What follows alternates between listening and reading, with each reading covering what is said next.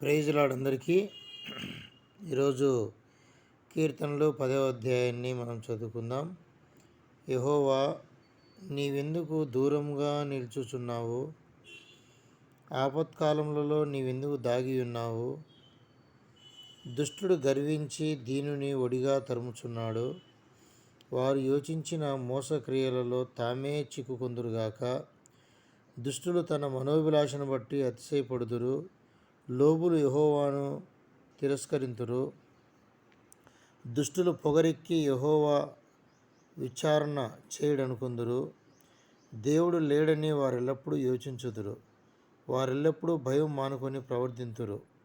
నీ న్యాయవిధులు ఉన్నతమైనవై వారి దృష్టికి అందకుండును. వారు తమ శత్రువులందరినీ చూచి తిరస్కరింతురు. మేము కదల్చబడము, తరతరముల వరకు ఆపద చూడము అని వారు తమ హృదయములలో అనుకుందురు. వారి నోరు శాపముతోనూ కపటముతోనూ వంచనతోనూ నిండి ఉన్నది. వారి నాలుక క్రింద చీటును పాపమును ఉన్నవి. తామున్న పల్లెలయందలి మాటు చోటులలో పొంచియుందురు. చాటైన స్థలములలో నిరపరాధులను చంపుదురు. వారి కన్నులు నిరాధారులను పట్టుకొనవలెనని పొంచి చూచును. గుహలోని సింహం వలె వారు చాటైన స్థలములలో పొంచియుందురు. బాధపడు వారిని పట్టుకొన పొంచియుందురు. బాధపడు వారిని తమ వలలోకి లాగి పట్టుకొందురు. కాగా నిరాధారులు నలిగి వంగుదురు. వారి బలాత్కారం వలన నిరాధారులు కూలుదురు. దేవుడు మరచిపోయెను. ఆయన విముఖుడై ఎప్పుడునూ చూడకుండును అని వారు తమ హృదయములలో అనుకుందురు. యెహోవా, లెమ్ము. దేవా, బాధపడు వారిని మరువక నీ చెయ్యి ఎత్తుము. దుష్టులు దేవుని తృణీకరించుట ఎలా? నీవు విచారణ చేయవని వారు తమ హృదయములలో అనుకొనుట ఎలా?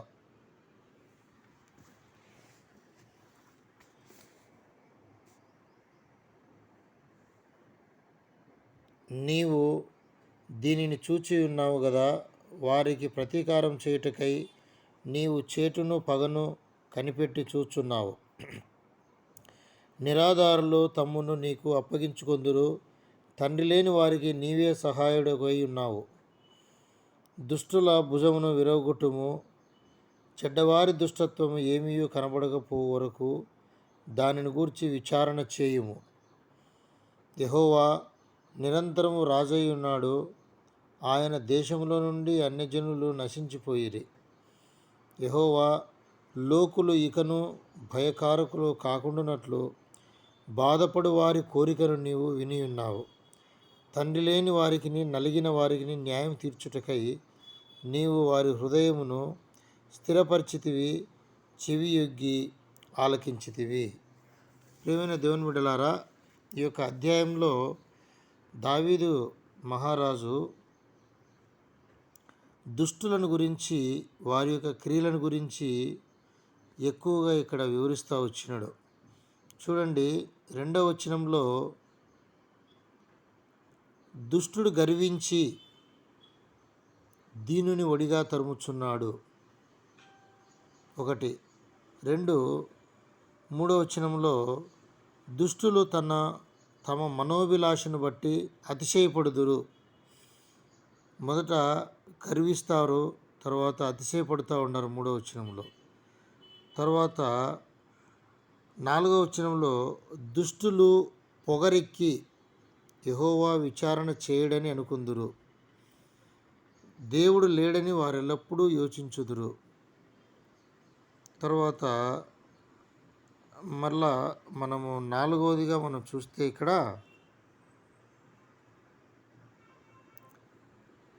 13వ వచనంలో దుష్టులు దేవుని తృణీకరించుదురు.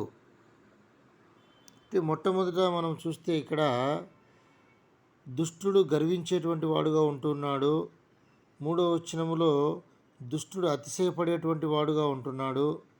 4వ వచనంలో దుష్టుడు పొగరెక్కేటువంటి వాడుగా ఉంటున్నాడు. తర్వాత 13వ వచనంలో దుష్టుడు దేవుణ్ణి తృణీకరించేటువంటి వాడుగా ఉంటూ ఉన్నాడు. అందువల్ల దావీదు దుష్టుడికి ఎటువంటి ఫలితం వస్తుంది అని చెప్తా ఉన్నాడంటే, చూడండి ఇక్కడ 15వ వచనంలో, దుష్టుల భుజమును విరుగగొట్టుము. కాబట్టి దేవుడు దుష్టుని యొక్క భుజము అంటే వాని యొక్క బలము, వాడు ఏ ఏ విషయాలలో వాడు బలవంతుడుగా తనను గురించి తాను వాడు ఊహించుకుంటా ఉన్నాడో అటువంటి వాని భుజమును విరగొట్టుము అని చెప్తా ఉన్నాడు. తర్వాత ఈ యొక్క దుష్టులు ఎవరెవరికి అన్యాయం చేస్తూ ఉన్నారంటే, తండ్రి లేని వారికిని నలిగిన వారికిని ఆయన న్యాయము తీర్చుటకై నీవు వారి హృదయమును స్థిరపరిచితివి, చెవి యొగ్గి ఆలకించితివి. కాబట్టి దావీదు దేవుడు ఇటువంటి దుష్టుల చేతుల నుండి రక్షించి వారి యొక్క భుజమును అంటే వారి యొక్క బలమును విరుగగొట్టి తండ్రి లేని వారికిని నలిగిన వారికిని ఆయన దీనులకు న్యాయం తీర్చేటువంటి వాడు, వారి హృదయంను స్థిరపరిచేటువంటి వాడు, చెవి యొగ్గి వారి యొక్క విన్నపాలను, వారి యొక్క ప్రార్థనలను, వారి యొక్క మనవులను ఆయన ఆలకించేటువంటి వాడు అనేటువంటి విషయాన్ని ఈ యొక్క కీర్తనలు 10వ అధ్యాయంలో దావీదు స్పష్టంగా తెలియజేస్తూ ఉన్నాడు. మరొక అధ్యాయంతో నెక్స్ట్ ఎపిసోడ్లో కలుసుకుందాం. అంతవరకు దేవుడు మిమ్మల్ని దీవించునుగాక. దేవుని సన్నిధి మీకు తోడై ఉండునుగాక. ఆమెన్.